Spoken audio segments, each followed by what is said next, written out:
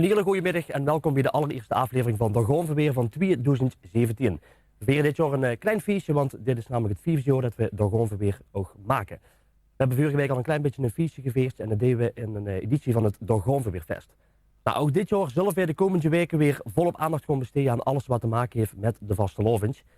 Wat hebben we vandaag allemaal in het programma zitten? Nou, bij de Verkerscup en bij de Piepkikkers hebben ze een nieuwe vorst en die zijn allebei vandaag hier in de studio, dus we gaan eens even mee in gesprek.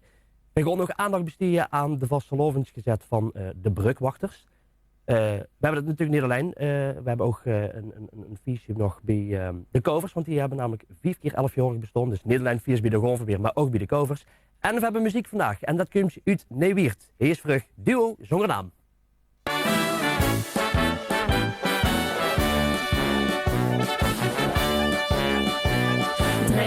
362 dagen, ik help, ik fiets, ik ren en jaag. Voor iedereen stond ik klaar, dat is echt geen bezwaar. Maar met de vastelovens, ja hier het knopje in.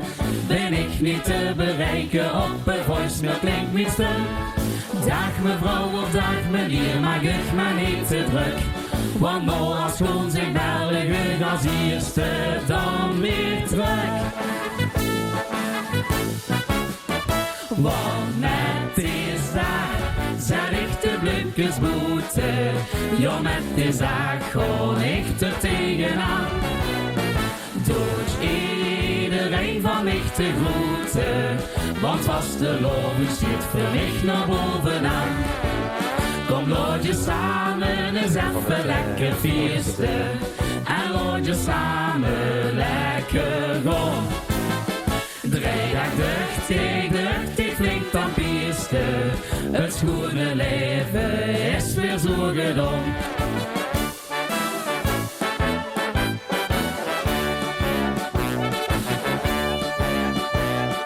Dinsdagavond 11 voor het klusgelet. Ik steeg door het laatste rondje van de zaak. Dat vult gewoon in de smaak.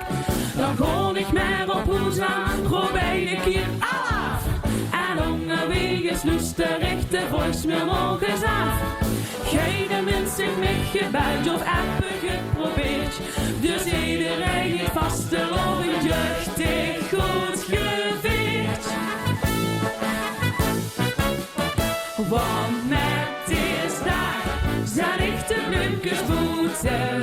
Jo, met deze dag ga ik er tegenaan.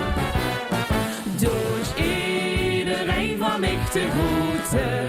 Want vastelovens zit voor mij naar bovenaan. Kom, laat je samen eens even lekker feesten. En laat je samen lekker gaan. 3 dagen duchtig, flink dan piesten. Het schone leven is weer zo gedaan. Want met deze dag zet ik de blikjesboete. Jo, met deze dag ga ik er tegenaan.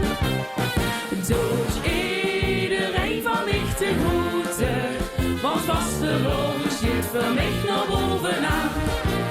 Kom, laat je samen eens even lekker feesten. En laat je samen lekker gaan. 3 dagen duchtig, flink dan piesten. Het schone leven is weer zo gedaan. Het schone leven is weer zo gedaan.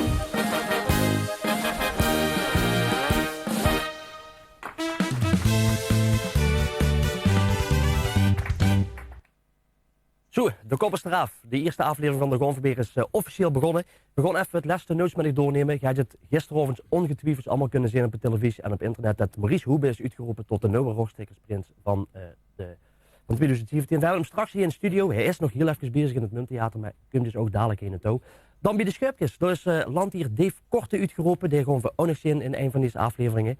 En bij de Beesterbollen, daar hebben we ook no prinsenparen. Kastelier Freddy van Bree is daar uitgeroepen gisteravond.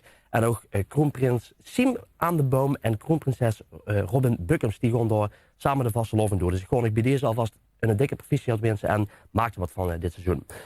Dan de maand november van het jaar 2016. Ja, dat is toch wel een moment in ieder geval voor Dennis Schubbels, maar ook voor Mark Bielen, die ze niet snel meer zullen gaan vergeten. Op zondagmiddag 13 november is Mark Bielen officieel geïnstalleerd als de nieuwe vorst van carnavalsvereniging De Piepkukes. En op 19 november was het Dennis Schubbels die bij de Verkerscup het stekske overnam. En ook vanaf dat moment zich de nieuwe vorst mocht nemen van de vereniging. Mannen, goedemiddag, fijn dat je er zit. Goedemiddag. Ja, hoe gaan we beginnen? Het moment dat je benaderd werd, Dennis. Zie je benaderd of heb je gezegd van nou, ik zou wel geen vorst willen worden? Ja, het is een beetje een dynamisch proces, zoals dat gaat. Maar uiteindelijk ben ik zeker gevraagd. Is de vereniging gevraagd van, zou je die taak om de vereniging vuur te gaan de komende jaren vanaf nu op willen nemen? En dan ga je denken, dan ga je even overleggen. En dan is het toch eigenlijk heel snel bekeken. Moet je iets langer nadenken als dat je zegt, ja, ik wil prins worden. Maar als vorst de vereniging vuur te mogen gaan, dat is toch een grote eer. Op Wiertzuid de kerk te mogen trekken samen met de rest van de club. Dus dat was namens mij en namens mijn vrouw volmondig ja om die taak op te nemen. Dus je hebt je eigenlijk samen niet heel lang over te denken dan? Toen is wel snel bekeken. Oké. Mark, wie is het bij gegaan? Heb je gezegd van nou, ik zou het wel graag willen doen of hebben ze ook gevraagd om vorst te worden? Nou, ik heb altijd in de raad gezeten, 22 jaar vanaf mijn prinsenschap, dus in het bestuur. En we hebben altijd een fantastische vorst gehad. En op een gegeven moment dan ga je keuzes maken en is er ik heb dat altijd graag willen doen, dat zeg ik ook heel eerlijk. Dus als onze vorst een keer zou zeggen van, ik ga een plaats maken, heb ik nooit gezegd van, dat wil ik niet. En nu deed zich dat vuur en toen hebben we een gesprek aangegangen en dus door de ledenvergadering gestemd geworden dat ik de nieuwe vorst mocht weren van Vastlandsvereniging De Piepkukes. Met heel veel dank daarvoor natuurlijk. Ja, nou, je doet het allebei hartstikke goed. Ik ben op uw installatie geweest, Dennis. Nou, we wisten al dat je Koskalle als prins in, maar dat je als vorst kost, dat hij je ook op de installatie bewezen. Ja, Mark, bij u ben ik natuurlijk niet bij de installatie geweest, maar heb ik het vorige week gezien bij de Bonte Oventje. Dat je kan kallen allebei, dat zit wel goed. Dus dat gaat ook zeker voor die vereniging, gaat dat zeker helemaal goed komen. De komende seizoenen, want ik neem toch aan, Dennis, dat je dit ook wel echt wel een aantal jaren ziet willen doen. Ja, uiteraard gooi je een taak niet aan voor 1 jaar, of niet voor 2 jaar. Maar het allerbelangrijkste vind ik dat de vereniging erachter staat dat je als vorst en als vuurzetter de vereniging vuur moet wilt gewoon. En zolang dat is, zolang dat echt een groot gevoel bij hebt en de vereniging ook een groot gevoel, dan is het pleitje compleet en dan blijven we dat doen. En wanneer dat het stopt, dat zullen we zien. Maar voorlopig gaan we nog lekker door. Ja, dat zie je wel heel erg fijn zijn. Mark, hoeveel tijd zit er nou eigenlijk in het vorstenschap van een vereniging? Hoeveel tijd zit je in? Wat kun je bij kijken voor de vastelovend, tijdens de vasten, maar ook vooral na de vastelovend? Nou, ik denk dat je altijd vorst is voor de vereniging. In het hele seizoen. We hebben dus nu een fantastische prins en prinses. Daar hij er zorgen over en een verantwoordelijkheid. Is toen dan op vakantie. Dus hij heeft voor mij even geappt. Wie ging het met? Hij heeft fijn nog gezien. Met de rood van 11 natuurlijk. Je ziet, ik continu mee bezig. En gebaald hield dit gezonde zorgen. Nu ik dat iedereen zich amuseert. En ik denk dat het heel jaar doorgaat. Want je ziet even goed een voorbeeldfunctie van de vereniging. En zolang dat de vastloonsvereniging, de vastloonsvieren dient en de vastloonsvierders het vertrouwen in hebben. En ik ook geen zien als vereniging zien je, denk ik dat het gewoon goed doodje. En ik denk dat het heel jaar, maar er zijn niet alleen die 3 dagen, maar van Sint-Maarten tot als Schoonzig. En dan de rest van het seizoen, als er bepaalde activiteiten zijn, huur er gewoon te zien namens de vereniging en als voorzien. Dus ik denk, ja, goed. Ja, nou is het natuurlijk bij elke vereniging ook een beetje angst, want een vorst hoeft niet altijd ook gelijk de vuurzitter te zijn van een vereniging. Wie zit er bij de Verkerscup? Bij ons zit het ook op zo'n manier. Het is niet gezegd dat je als vorst ook vuurzitter zit. We hebben een bestuur. Daar zit de vuurzitter aan het hoofd van de tafel. We hebben een rood van 11 en daar zwijgt de vorst met de scepter, om het zo maar te zeggen. Mij is die keuze vuurgelegd. Het kennen allebei. En ik heb uiteindelijk voor gekozen om zowel vuurzitter als vorst te zijn. Om te kijken dat we het samen verder kunnen brengen, zowel aan de vergadertafel als in de zaal. Dus, ja, maar bij is dat niet, hè Mark? Nee, bij ons is de vorst zit wel in het dagelijks bestuur en het bestuur. Je hebt ook bepaalde functies in het bestuur. Met de vuurzitter, met DS, dus eigenlijk de man. Maar boete in het vastloonseizoen, dan is de vorst het aanspreekpunt met zijn rood van 11. Maar we zitten wel in het bestuur, dus we hebben wel heel nauw contacten samen van wie dat giet. En dat werkt door zijn ding gewoon fantastisch. Dus. Oké. Laten we even kort op een reken zetten wat nou precies uw taken zijn als vorst. Want ja, jij is eigenlijk een beetje een dubbele functie, Dennis. Wie ziet dat er een beetje vruchten uit? Nou, je moet zo zien, in grote lijnen ziet zo'n programma bij de Verkerscup er ongeveer hetzelfde uit. Ongeveer dezelfde activiteiten, ongeveer dezelfde opbouw. Maar uiteraard moet je altijd blijven vernauwen, er komen altijd nieuwe dingen. Je komt je altijd veel wat uitdagingen te staan. Dus door het jaar heen hebben we x aantal vergaderingen met het bestuur samen. Dat loopt zo'n beetje het hele jaar door. En dan is nog niet eens met vastenavond bezig, maar dan zijn je stiekem toch druk bezig met organisatorische zaken. En dan wie meer het nou wie het kermis aangeeft, wie meer de vakanties voorbij gaan. Ja, dan komen natuurlijk ook wat andere spannende dingen op het pad van een vorst. Om samen met de prinsenbegeleiders op zoek te gaan naar de nieuwe heerser van Weert Zuid. En dan gaat het heel snel, het laatste kwart van het jaar, dan zitten die voorbereidingen door in. Dan wordt er nog wat meer vergaderd. Ja, nu vandaag staan we aan de vooravond van het oerseizoen, want dat gaat volgende week beginnen. Ja. Mark, want hij heeft dus inderdaad een dubbelfunctie, jij het niet. Wat zijn uw specifieke taken dan als vorst? Ik zit in het bestuur, ook als vorstzientje. En ik heb altijd al voorheen weekend bestuur, zo heb ik de onderscheidingen gedaan. En de kleier, dat heb ik nog altijd in mijn pakket. Voorheen deed ik ook altijd de recepties. Dat doet nu dus een oude kanselier Tim van der Voort, die heeft met Johan van der Loo op zich genomen. En ik zit niet in de Prinscommissie. We hebben door Peter Wijhuizen, Ira Vorst en Edward Heinever. En die hebben dit op een vertreffelijke wijze gedaan. En die hebben mij dan als vorst die mij een week van tevoren komen halen. En ze hebben naar een bepaalde locatie gereden. En daar hebben we met dus een nieuwe prins en prinses kennis mogen maken. En dit is de eerste keer dat we dat gedaan hebben, die is Formule zo. En we hebben afgelopen zondag even samen op teruggekeken. En we willen dit toch nog een paar jaar zo doorgaan. Want het is een groot gevoel. En ik denk ook dat als je in de boetestoon rijdt, dan kan ook iedereen de kans krijgen een prins te worden. En dat werkt. Ja, maar het gaat bij de verenigingen goed, dat heb ik gezien. Dus je doet je nog goed zo aan het begin van het vorstschap. Dus dat mag ook zeker gezag worden. Dus dat biedt in ieder geval wat schoons voor de toekomst. Ik wil een beetje afsluiten met eigenlijk wel iets belangrijks. Want ja goed, je zit bij de prins geweest ook. Je weet, een prins moet zelf ook zorgen voor zijn eigen pak. Wie zit je er eigenlijk binnen voor, Mark? Ik heb wel aangegeven wat ik hier zou willen. Dus, en dat ik altijd de klein gedaan heb, hebben ze wel vertrouwen erin gehad. En ik heb de vrije keuze gekregen. En ik heb duidelijk aangegeven wat ik wil. En ik ben het bestuur er dankbaar voor dat ze ervoor open hebben gestaan. En dat ik nu aan heb wat ik aan heb.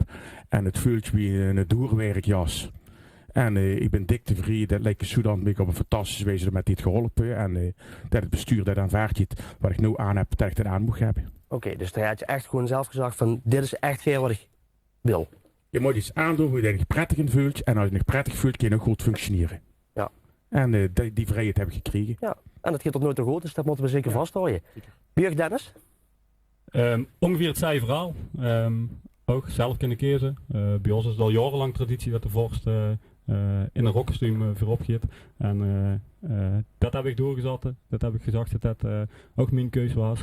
En ik kan me bij de buurt van vorst Mark aansluiten. Dat ook lijkt Soudant ervoor heeft gezorgd dat we er zo op stonden. En het heeft niet veel gescheld of we stonden even elkaar in het pashuis gedaan. Dus ik denk dat we er allebei gerust op mogen zijn. En, ja, nee, dat moet je absoluut. Dus ik zeg altijd, er is niks mee gelogen. Ik heb allebei zijn spreken gedoord, fantastisch.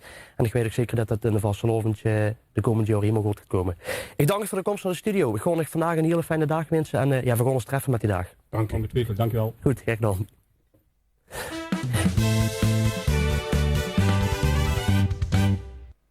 Vroeger ben ik nog een klein braaf manneke was.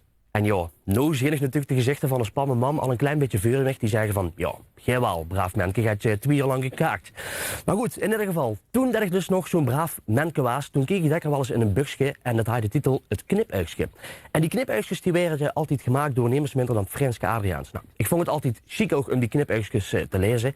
Dan moet ik ook eerlijk zeggen, ik ken Franske al heel wat jaren en hij heeft me ook wat dat betreft zijn opgroeien. Dus ja, Frans, er is niks mee gelogen dat we buurlijk intensief samen hebben gewerkt. Ja, inderdaad. Dat is gewoon zo. En nu zien we de dag er weer. En hij allemaal vorsten en prins en hij Rob Prins. Het kan niet op. Het kan niet op. Nee, ja. Nou ja, Frans gaat nog echt op zijn groeien van een mensen van een jaar of 5, 6. Dus dat... Ja, zeker dat. Pap wordt ook bij de Wichterbond middag. En de regisseerde niet naar die 20 jaar bond over die bij de rookstekers.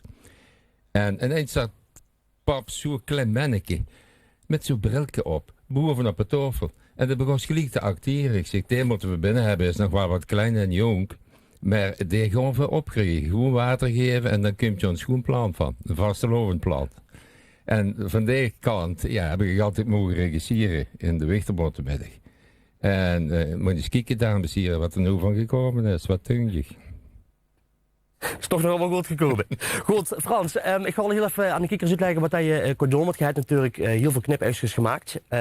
Je kon je elke week nu, dit seizoen van de Gonverweer, kon je een aantal knipuitjes vuur dragen. En we hebben het er natuurlijk over gehad, die gooi je ook lekker vastelovend gerelateerd brengen. Ja, dat heb ik geprobeerd.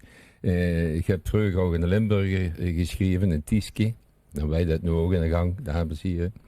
En dat eindigde ik altijd met de Limerick. En dat wordt toen aan bekend 1300. En ik ben erin gaan vreuten van hoe ik wat op uw verzoek, wat van de vastelovend vond. Daarbij heb ik tussen mijn knipbekjes gekeken, wat een beetje op vastelovend sleet. En van die lijsten, hoe het zo waar, daar heb ik er 2 van uitgezocht. Ja, ik zou zeggen, Frans, laat hem gewoon. Ja, oké. Dames en heren, we gaan even in de richting van de vastelovend kijken. En er hoort natuurlijk een lekker putje bier bij. En dan loopt je het wel eens mis. En dan zit er toes immers te wachten. Hier ging het over. Onder de knoet. Van uur moest ze 1 oor aan de hoes zijn. Maar hij wordt juist een wie ik ben. Hij zat zich aan het buffet, heel breed en heel lui, en trof er een godvulste vol kamerui. Den ene wordt nog niet heel uitgedronken, of er wordt weer met een andere geklonken. En hij zong, en we gaan nog niet naar huis, en vergoed jong, moeder is wel toes. Zo wordt al midden in de nacht, wie de nuchterste hem naar huis zien bracht. En wie je binnen op een klok wil loren, koek je dat ding, juist 4 oren. Moeilijk dacht je, nu vlot als een kerel die dragen. Anders je het hier leste oor geslagen. Want als de vrouw dit heeft gehuurd, dan is het met de gocherm gebuurd. Hij riep toen vast de haard heel rap, met 2 hangonger aan de trap. Stom ding van een klok, de stichter bis. Ik weet ook wel dat pas 1 uur is. Van dicht kreeg ik toch wel de balen, want dat hoeft ze niet 3 keer te herhalen. En dan 's morgens, beste dames en heren, nog een kort achteraan en het heet Proost. En dan sloeg ik voor vandaag af. Proost. Beer, bestel je zich alweer, voor de zoer wat ze kieren, putje beer. Zijn vrouw zag, ik laat ik niet meer geweren.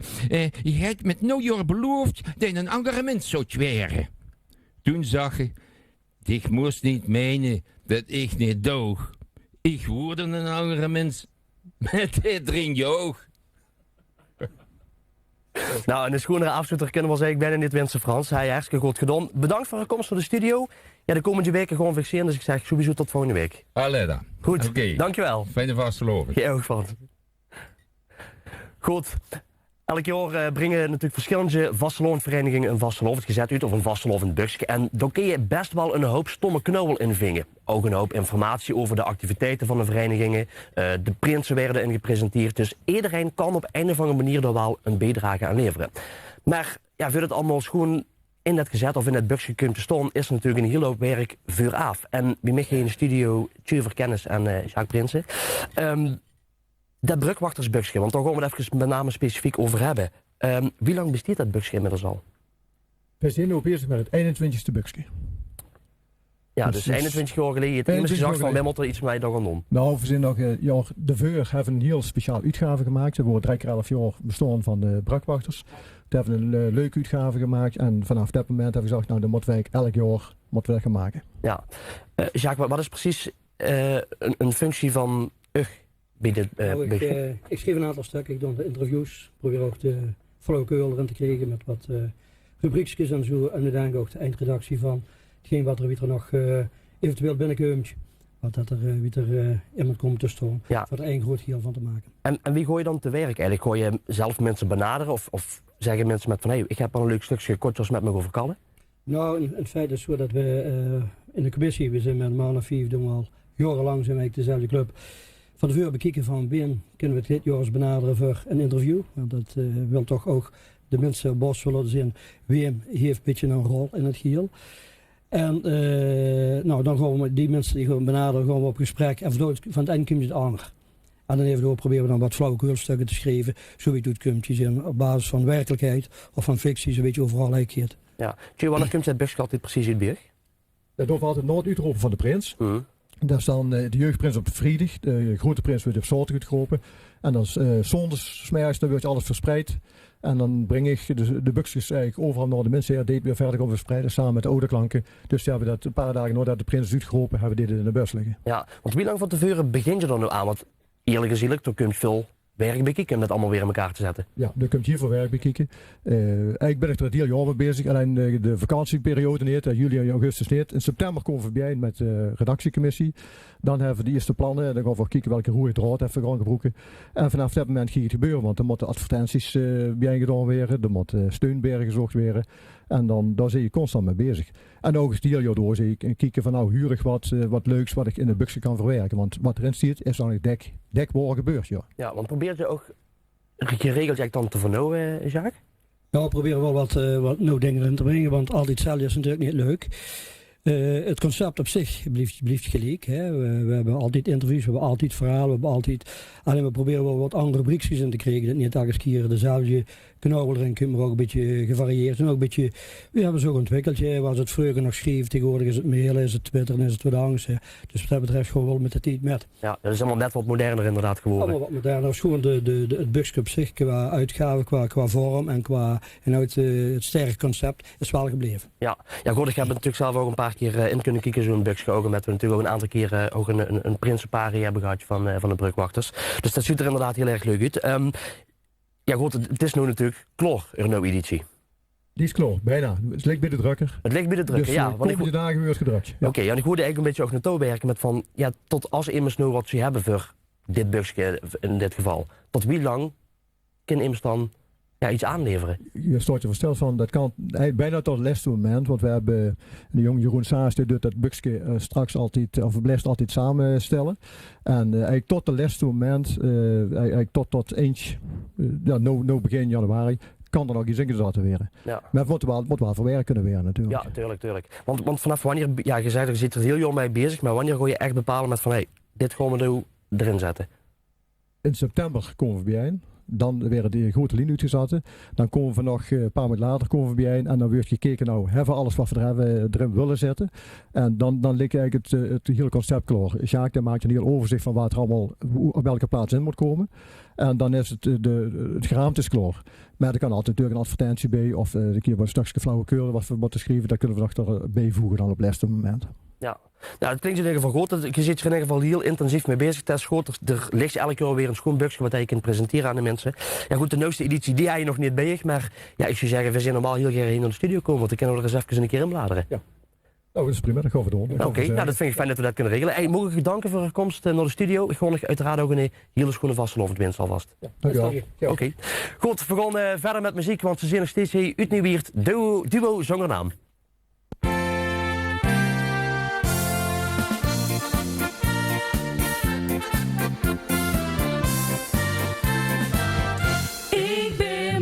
Vastelovend goed geboren. Het begon bij mij vanaf de 11 maand. Ik word door pap en mam rondje dragen. En speelde met confetti op een grondje. Het doet zich ben ik nooit vergeten. Het enigste wat ik zo geboren ben. Maar door mij heb ik nooit gezeten. Want vasteloving vieren is zo fijn. Als ik het zat te Hermanieke weer spelen. De hoedpapa muziek klinkt op het schoot. Van binnen dan de kriebels alweer veulen. En zwijgen op het prins met zijn rot. Het vuursenke dat schijnt gauw eens rollen. O ieder vinke kunstmuziek. Wat ben ik blij dat ik hier ben geboren. Want onze vasteloving is uniek. Wat ben ik blij dat ik hier ben geboren. Want onze vasteloving is uniek.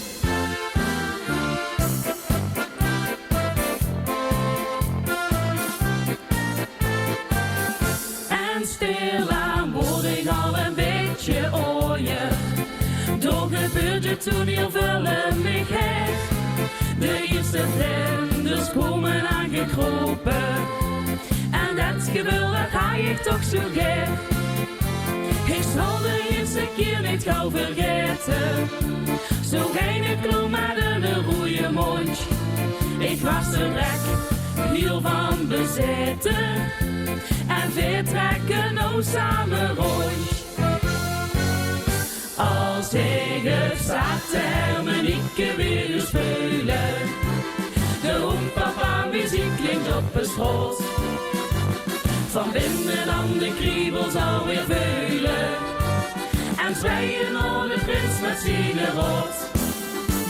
Het vuursunke dat schiet jou eens rollen. O heerlijke fake kunstmuziek.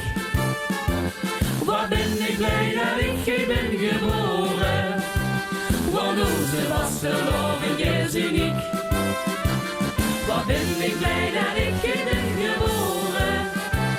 Want onze was gelovig is uniek.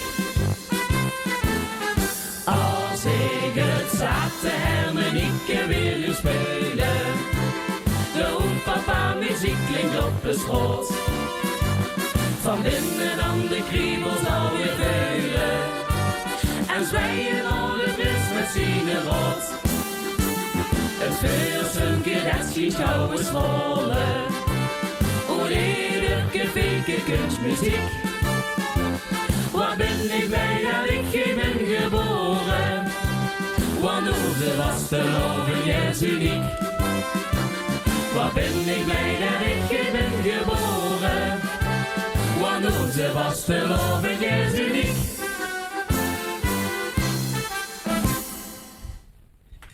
Ja, kijk aan, je krijgt in ieder geval al een schoenapplaus. Dat is ook dik verdiend, zeg.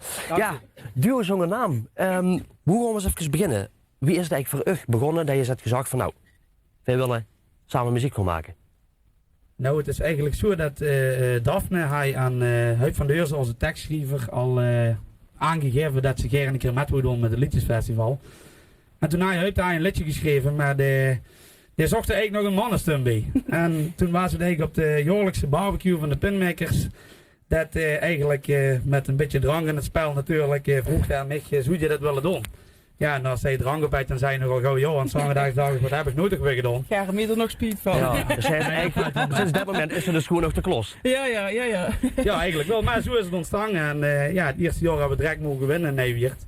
Dus dat was echt een fantastisch jaar. En ja, nu is het al het 4e jaar op rij dat we meedoen. Ja, 4 jaar op rij doe je dus nou mee. Hoeveel keer heb je het nou in totaliteit gewonnen dan?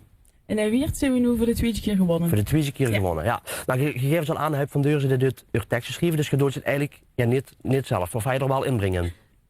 Nou, we hebben, als dat we iets beter vinden, hebben we er wel natuurlijk inbrengen in. Maar ja, hij is een beetje de specialist op het gebied, zullen we maar zo zeggen. Dus ja, eigenlijk komt de tekst zowat 100% van hem af. Als we zeggen van, dit kan misschien de regel misschien net zo of zo, dan is het misschien wat beter. Dan zit er wel voor open, zal ik het zo zeggen. Ja. Want wie gaat dat proces dan in het werk? Want goed, hij schreef het. Vanaf wanneer gaat hij benaderen? Je zit er al vanaf het moment 1 van, hey, ik heb een idee. Ja, dat was echt vorig jaar was het nog eens de vastelovend voorbij. En toen zei het al, ik heb wel een super vet idee voor het jaar. En ja, zo houden we elkaar het heel jaar eigenlijk warm. En dus heel snel, ja, heel goed op de muziek ook. En dit nummer, wat we dus dadelijk gaan zingen, dat hebben we echt volgens mij in mei al gehuurd. En toen waren we allebei al helemaal verkocht. En bij Bleach maar, want daar zijn we dus dit jaar mee gewonnen. We hebben met dat nummer ook op het MLLF gestangen. Vorige week vrijdag zijn we 7e geworden. En we stonden in de halve finale van het LVK. Ja, ik moet er juist over beginnen, joh, want je stond ook in de halve finale van het LVK. Dat moet toch op een of andere manier ook wel een heel lekker gevoel geven. Ja, het was eigenlijk ongelooflijk, want ik was aan het luisteren en wij wilden de eerste deze omroepen. En ik belde Michael op, ik zei, Michael, volgens mij heb ik ons gehuurd, dat kan toch niet? Ja, dat was wel echt magisch, dat was echt niet te geloven was het. Ja, nu stond je dus in die halve finale. Ja goed, de finale komt er nog aan, daar wil je natuurlijk ook heel graag inkomen. Je hoort zaak natuurlijk ook dat liedje uiteraard doen. Maar je wilt natuurlijk iedereen in die wiert wil je wel eigenlijk even vragen of dat ze op willen stemmen. Ja, niet alleen Nijweert natuurlijk. In Weert mogen ze natuurlijk ook heel graag op stemmen. Ja, als ze het nummer de mensen leuk vinden en hem aan te huren, dan zou je het fijn zijn als ze op ons willen stemmen, ja. Ja, goed, je zit nu een aantal jurkjes bezig. Heb je nog leuke plannen waarvan hij zegt met van nou, dat zullen we nog een keer als duo willen doen? Nou, niet echt. We willen eigenlijk gewoon dit door blijven gaan en proberen voor de niveau van het liedje steeds wat op te krikken. Zodat we misschien een keer in de toekomst op wat grotere podiums kunnen staan. Dat zou wel een ruim van ons allebei zijn, denk ik. Maar vooral het plezier, dat stippen jullie toch wel echt bovenaan. Dat is zeker het belangrijkste, ja. Ook dat we hier mogen zien, dat vonden we echt al super vet. Ja, nou ja, natuurlijk. Kijk, je ziet vorige week eigenlijk al op het Dogonverweerfest. En ja, dat komt terug eigenlijk. Hè, maar dat kan de prins van de piepkukers kan het goed maken. Dus smaak nog hier, dan is dat ongetwijfeld verguurs. Dat klinkt wel goed. Goed, we gaan luisteren naar een nummer wat nu in de halve finale van het LVK staat. En ik kan alleen maar tegen de mensen zeggen, als hij dit inderdaad echt een goed nummer vindt, dan stemt je op, want ja, dat is natuurlijk van harte gegund. Wij vinden in ieder geval bij de omroep een goed nummer, dus ik zou zeggen, laat hem gaan. Dankjewel. Dank je.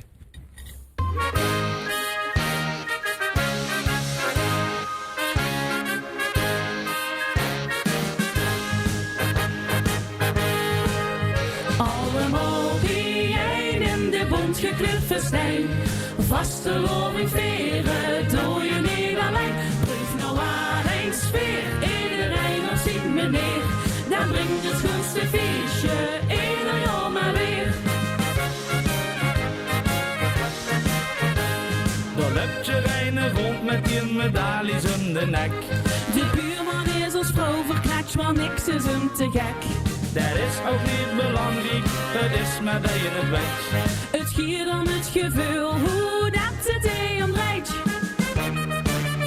Allemaal bijeen in de bont gekleurd festijn.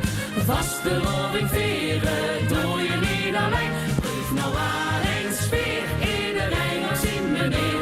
Dat brengt het schoonste feestje, ieder jaar maar weer. Nou kijk dus naar dat neefje, verkleed je als een prinses. Dan even een knappe prins, ik weet niet wie me des. Dat is ook niet belangrijk, maar wij je water thuis. Dus wie wil ik niet missen burgergeld. Allemaal bijeen in de bont gekleurd festijn. Vaste loving veren, doe je niet alleen. Proef nou waar een sfeer, iedereen als zien meneer. Dat brengt het schoonste feestje, ieder jaar maar weer. Dinsdagavond 11 uur, het klokje tikt als stevig door. Plezier aan ons in Horst voorbij, maar volgend jaar staan we weer een. Allemaal bijeen in de bont gekleurd festijn. Vaste loving veren, doe je niet alleen. Proef nou aan een sfeer, iedereen als zien meneer. Dat brengt het schoonste feestje, ieder jaar maar weer.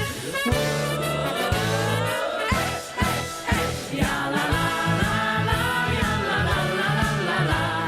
Ja la la la la la, ja la la la la. Ja la la la la, ja la la la la. Ja la la la la.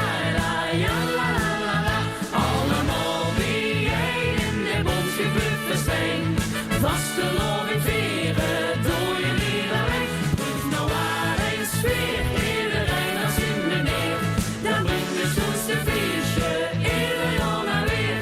Dan brengt het schoonste feestje, ieder jaar maar weer. Hey!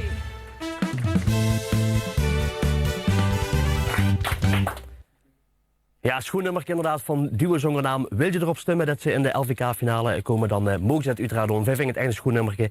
En nog heel ziek dat we die in ieder geval te gast mogen hebben bij het 5-jarig bestaan ook van Dogonverweer. Maar dat geldt ook voor deze knappe mensen even weg. Maar dat mag ik best zeggen, Maurice. Hè? Dat je goed gezien. Moet wel aan de microfoon komen.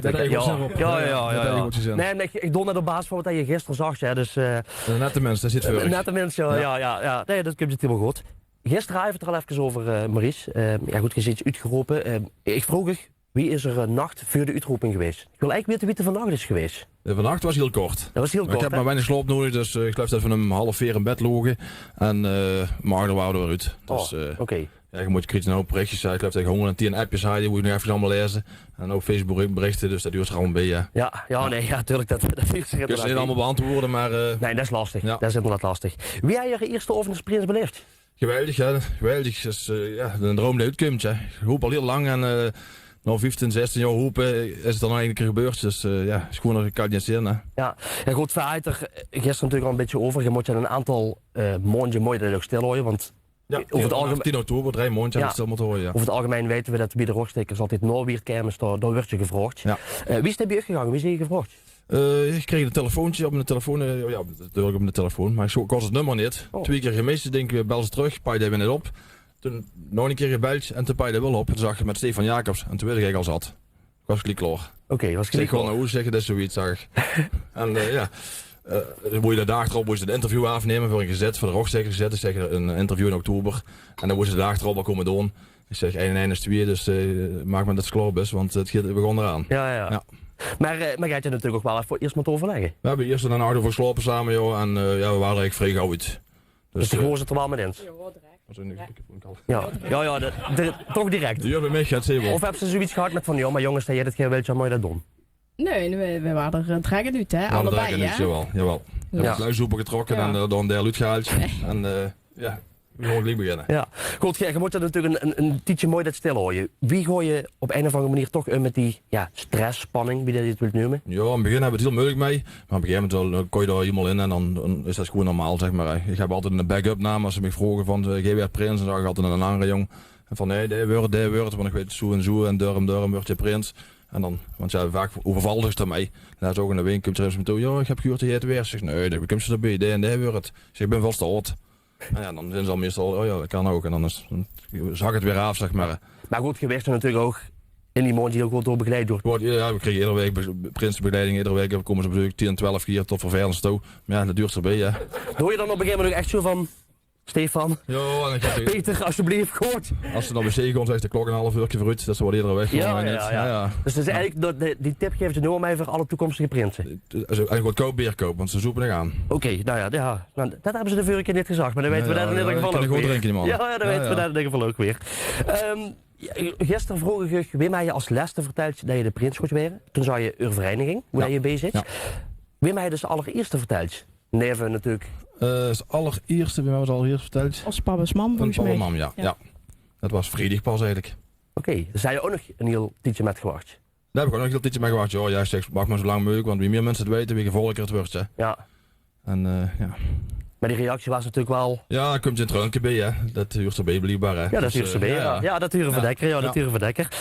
Ja goed, je stoot je nu nog zonder adjudanten, maar je hebt denk ik wel een beetje nagedacht wat je hier even kwist. Ze zijn ze gisteren benaderd en vanmiddag zijn ze bij ons thuis geweest, hebben een glaasje champagne gedronken, hebben ze allemaal officieel gevraagd en ze hebben allemaal ja gezegd. Dus we zijn er klaar voor het seizoen kan beginnen. Ik heb mutsjes laten maken voor die mannen in Keulen, dus een eentje weg. Voor mij allemaal die cup opgemeten. Allemaal passend ook, of niet? Want jij had gisteren een beetje meute. Ja, dat klopt, een beetje zweten en een hoop verstand verloren tegen een half gisteren. Ja. En dan wordt je kop ook kleiner. Hè. Dus, dus dat gaat bij die mensen dingen van goed komen. Dat komt goed. Ik heb ze van mij gemeten en als ze deze week niks meer eten, dan komt het zeker goed. Maar heb je dat opgedragen gekregen van eigen mocht je pas? Nee, je moet je eigen wil wat je wilt. Als hij een toeter op of een helm, dat maakt dan wel niet. Ja, nee, maar ik bedoel meer in de zin van wanneer deze mocht vragen.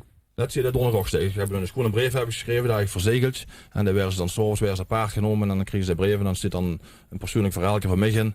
En dan zit dan op les vragen dan als ze me naar de antwoord weer. En dan kunnen ze dan nacht over slapen. En dan smergens dan... Smergens dan gaat die fles open en dan... Ja, dan vragen ze nog een keer. Eerst vollaaien en dan kunnen ze bijna geen één meer zeggen. Nee, ja, daarom. Ja. En als ze ineens zit, schiet ik de deur uit. Hè. Ja, nee, daarom. Dus dan ga je dan ook dat goedkope bier heeft over. Ja, zeker. Ja, nee, oké, helemaal duidelijk. Goed, elke prins heeft natuurlijk een onderscheiding en een devies. Ik wil bij die onderscheiding beginnen. Wie heb je erover nagedacht? De onderscheiding, ik ben al 24 jaar van lid van de VVD'ers met een optocht. Dus we hebben een heel schoon medaille, een heel schoon logo. Ik denk dat moet nog een beetje terugbrengen in de minmedaille. En er zit ook het wapen van Weert in, dus dat is ideaal. Dus daar zit het wapen van Weert in. Denk een belken aan van poelbeljaren, dat is mijn grote hobby. En er zit natuurlijk het rogstekerscupje op en de rog. En bovenop zit dan de knie van de Jensers, dat is in de knie, als je moed op betrekt. Dat is het logo. Want ja, Jensen, dat is in het Wiers, is dat de plogen. En dat is dan ook de orde van de Jenser geworden. Zodat iedereen de medaille krijgt. Zover het gaat en ik weet wat van de mensen, probeer het even in een moling te nemen. Ja. Oké, goede vraag. Hij heeft mij genomen, joh, want dat is natuurlijk wel ook schoon om even te laten kijken, ja. Het is een beetje leuk dat je er aan gaat. Ja. Ik weet niet of dat het heel goed een beeldje nemen is. Misschien moeten we even naar deze kamer. Oh, Maar als we ik- gaan verzoek beginnen. Nee, maar als ik ook moet Jensen, we gaan een halve middag, ja. Het is wel goed dat ik hem nu heb. Kan ik hem in mijn test doen natuurlijk. Hè? Dat is altijd weer heel erg gevolgd. Door dus ik laat hem even lekker dicht bij mij liggen dan ook. Oké, nou dat is dus er onderscheid. Nou, die ziet er in ieder geval schoon uit. Dus dat de Emerstede Krieg mocht in ieder geval gerust op zijn als ze deze vastgeloofd moet dragen. De vis, daar heb je natuurlijk ook over om te denken. heel lang over om te denken, dat moet eerlijk zeggen. Langer als die onderscheiding? Die onderscheiding, ja, ik ben een week klaar. Oké. Maar de vis heb ik echt heel veel moeite mee gehad. Ik ben een creatieve mens, want ik verzin meestal of vaak de ideeën van een optocht. Maar de vis, dat doe je echt tot 31 december. En toen heb ik pas mijn principeel gezegd, en dit gaat hem weren. En dat is dan ook geworden. En de vis is zeg maar naar alle mensen toe. Maakt lol, plezier en lach mensen. Meer kan ik met een sprint niet wensen. Ja, en dan pak ik alles in en zin. Ja, is zo. Nee, dat is heel erg goed. Maar hebben Peter en Stefan heeft er ook bij geholpen? Hebben die bepaalde ideeën ook aangedragen? Van je kindje het zo doen? Of? Ja, maar ja. Hobby. Ja. Nee, ik hoef niks te zeggen. Nee, man, je krijgt het zwaar met hem hier. Je krijgt het zwaar met hem. Maar daar kan ik van genieten, dus dat vind ik wel heel erg ziek. Goed, je ziet gisteren uitgeroepen. Je ziet ook nog naar de buitenkampioenschappen geweest. Ja, ben ik vredig geweest. Ja, zie je ook naartoe geweest. Maar er zijn natuurlijk een hele hoop activiteiten die nu op je afkomen. Er komt heel veel op je af. Ja. Hoe kijkt je nou heel erg uit?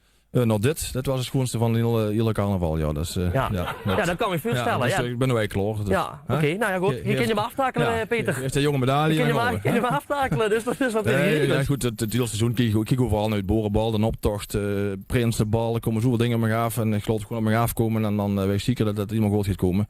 En nee, samen met een vrouwtje, maar het maken we dan schoenen vast en van. Ja, maar je zit samen ook echt wel vast loon. Dus dat zeker, dat moet helemaal goed komen. Even ook nog vanmiddag, hè, want vanmiddag, dan komt je collega eruit. Ja, ik weet bij God niet meer wat is. Ik weet wel dat het een stuk kleiner is, een beetje huurmoord. Maar dus een beetje minmoord, oké. Ja. Dus ik ben heel benieuwd. Is het ook wat steviger, dan is het misschien een niet. Dat kan niet. Nee, dat is een land hier geweest, dat kan niet meer zijn. Nee. Dus dat is een verrassing, ja. Ik ben er zit op te wachten. Ja. Zit je dan in de zaal met de uitroeping? Of? Nee, volgens mij stond ik ook achter. Voor mij kregen we van tevoren al te zien voor dat kan ik nog even een aardig onder de riem steken. Dus, maar heb je dat in de aanloop naar die uitroeping ook al gedaan? Ik heb elkaar een keurskaart gestuurd en mij gaan terug. Ik zeg, jij zien we, ja, meer zien we om te weten bij mij geworden dan voor op de bunt te staan zakken. Dus, ja.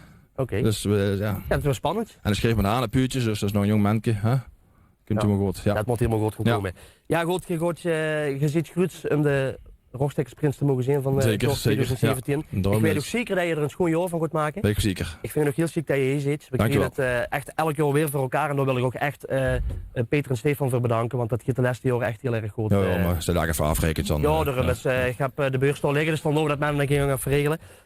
Ja goed, Maurice gaat er een schoenen vast van maken. Dankjewel. Ik stel voor dat we elkaar met die dag heel veel zin. Dat weet ik zeker. Dankjewel Rob. Dankjewel jong. Die pakt mij, die komt nog. Hè? Ja, pakt mij. Ja, anders heb ik het straks ook nog gedaan. Ook nog.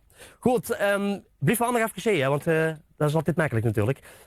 Goed, de komende weken is er van alles te doen op het vastgebied. Dat hij je gehuurd aan Maurice, want hij geeft natuurlijk ook nog een hoop activiteiten. Hij heeft zelf ook een hoop activiteiten. En hij biedt er gewoon weer besteven ook heel veel aandacht aan die activiteiten die er allemaal te doen zijn. Maar ja, hoe kun je vandaag of de komende weken gewoon? Nou, dat krijg je dus allemaal te huren hier in de show. Ik kreeg er een klein beetje hulp bij van Saskia Meulen. Saskia, wat gaat er allemaal gebeuren de komende weken? Ja, goedemiddag allemaal. Heb je al zin in de vastelovens gekregen, dan kun je vanmiddag al terecht bij Café de Hermenee. Want daar is een nieuwe editie van het Dagdraaf 2.0. De deur is om 3 uur al open en het programma begint van 8:30 tot 8:30. En er zijn optredens van Kapel Grootgemoot, Hermenee van X, de Harry Schuppers en de Broodsbrothers. Je kunt ook vanmiddag nog naar de prinsenreceptie bij de Pinmakers in Nieuwwiert. Voor het jeugdprinspaar Prins Jurren de Eerste en zijn prinses Lizzie. Je kunt je feliciteren van 11:02 tot 11:04 in de Pinnenhof aan de Kapelleniestraat. Je weet je uit de bonte bij de Rockstekers alweer zijn begonnen. Er zijn nog keertjes te koop, A1750. Kijk je even op de site van het Munttheater voor de beschikbare data. De aanvang is 8 uur. Ook voor de bonte familiemiddag zijn er nog keertjes. Kijk je ook even op de site of je kunt je eventueel ook kopen bij de theaterkassa. Keertjes zijn €6 en het begint je om 2 uur. Vrijdag 20 januari is de laatste halve finale van het LVK. Je kunt je het beluisteren en bekijken op televisie, radio en internet. In die halve finale zullen uit Nieuwiert en Getje al gezien duo Zongernaam met het liedje Allemaal deelnemen. En uit Wiert Ronald en Karien met het liedje Wat Goed dat het vastelovendjes. Je kunt de liedjes zien van 6 tot 8 uur. En vanaf 8 uur kun je per sms stemmen op uw favoriet. Zaterdag 21 januari is de uitroeping van de nieuwe prins van de Brugwachters. Dit is om 11:07 in Zaal Don Bosco aan de Bossenverweg. Wil je nou deze agenda nog heel even teruglezen? Kijk dan even op de Facebookpagina van De Gewoon Verweer. Heb je ook nog informatie voor in onze agenda? Dan kun je mailen naar dgvw@weertfm.nl.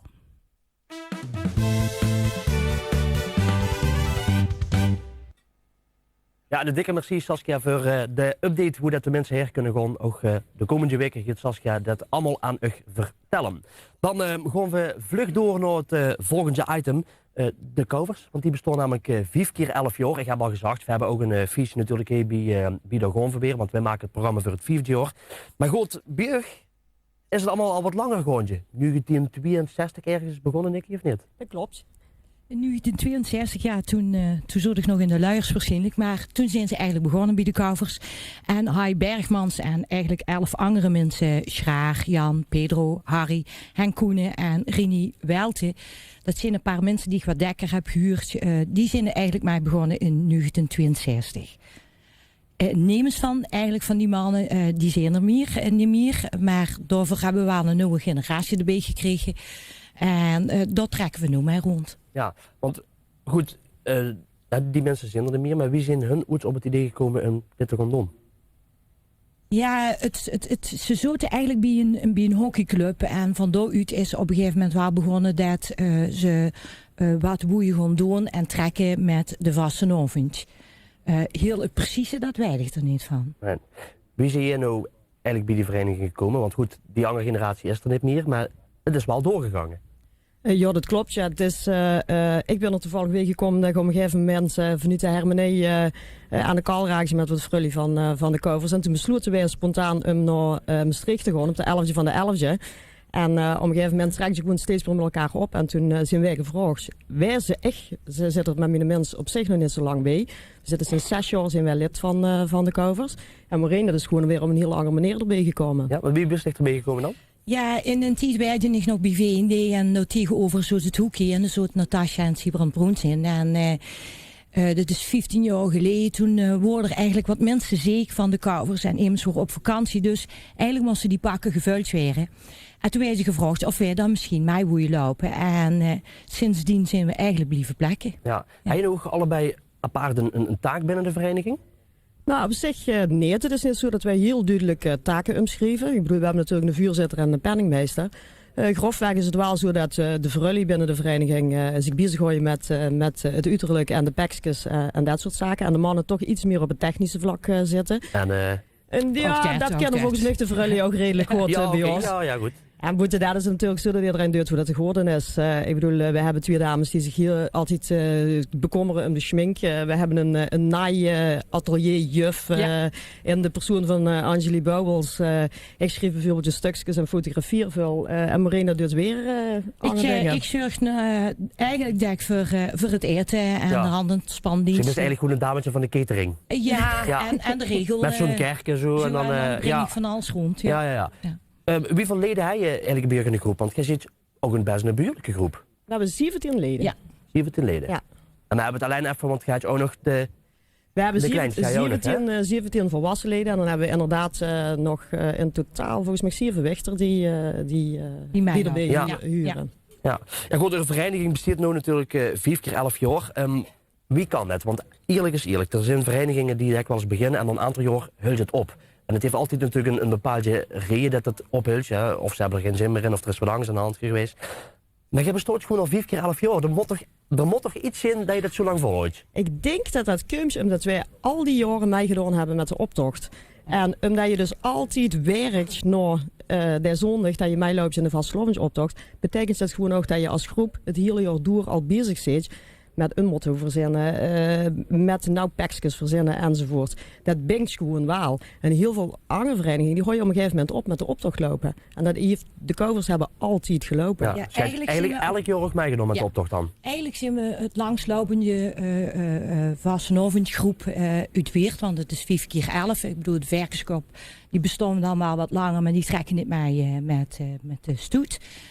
Ik denk ook dat het leuke vingen van mij doen en iets bedenken en gek doen, dat eigenlijk wel een beetje erin hult. En dat je van tijd tot tijd ook wat nieuwe mensen aanneemt en er weg ermee neemt en die dan ook die keer ook gaan trekken. Dat is eigenlijk wat. Ja, want uiteindelijk, je stopt ooit dus een keer bij de vereniging, maar dan moet het wel weer ook doorgaan. Tenminste, dat wil je heel graag ook. Ja, zonder meer.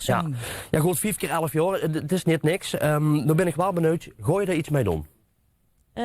Ja.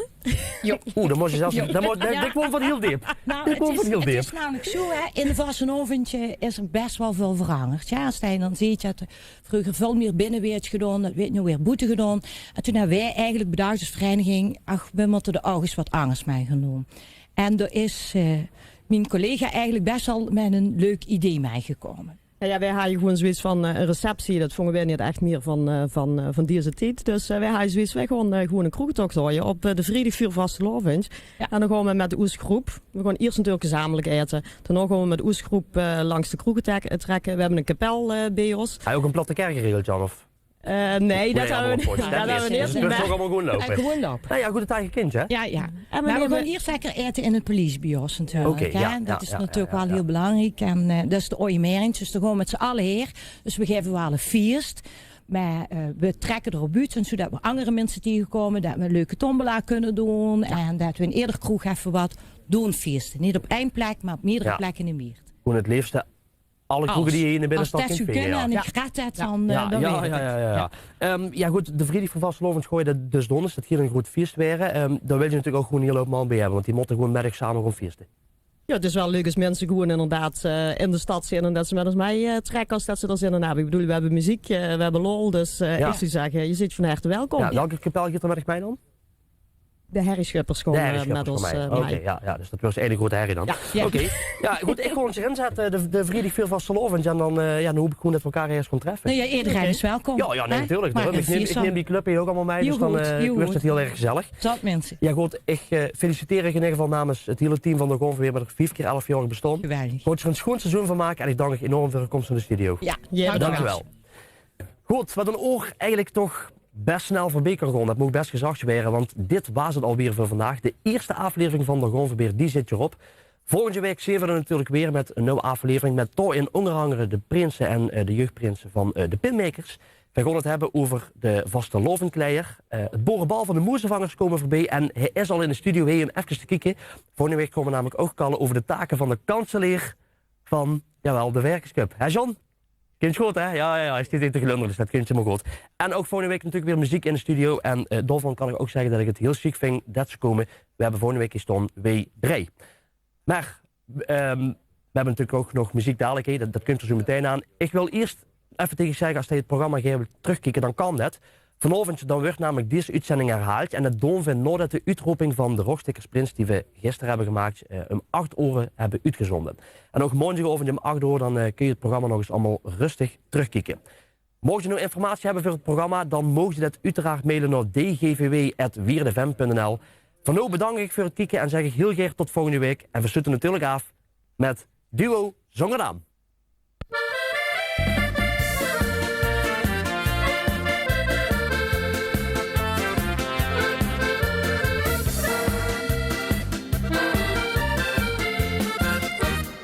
We vieren Vastenavond, dan zijn we aanverknocht. Als de liedjes klinken, zijn we weer verkocht. We blijven samen vieren en genieten intens. Dit hoor je veel in Ieren, want we leven maar eens.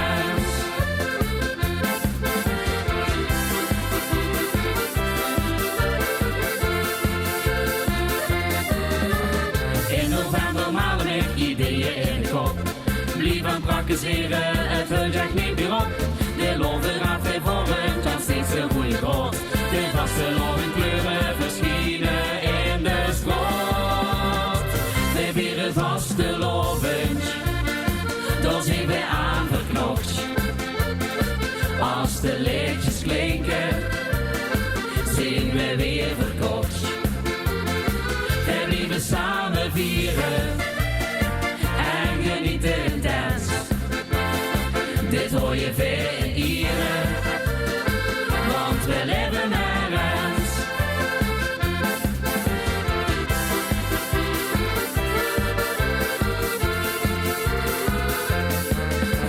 Stilaan leven wij dan weer naar die gekke dag. En worden allemaal gekken, die kriebels in de maag. We pakken ons weer samen, het leven is zo chic. We dansen en we zingen weer op onze muziek. We vieren vastelovend, daar zijn we aan verknocht. Als de liedjes klinken, zijn we weer verkocht. We blijven samen vieren en genieten intens. Dit hoor je veel in Ieren, want we leven maar eens. En als de lampen aangaan, dan is het feest voorbij. Maar eindigen en zeker magazine werd toch weer heen. We vieren vastelovend, daar zijn we aan verknocht. Als de liedjes klinken, zijn we weer verkocht. We blijven samen vieren en genieten intens. Dit hoor je veel in Ieren, want we leven maar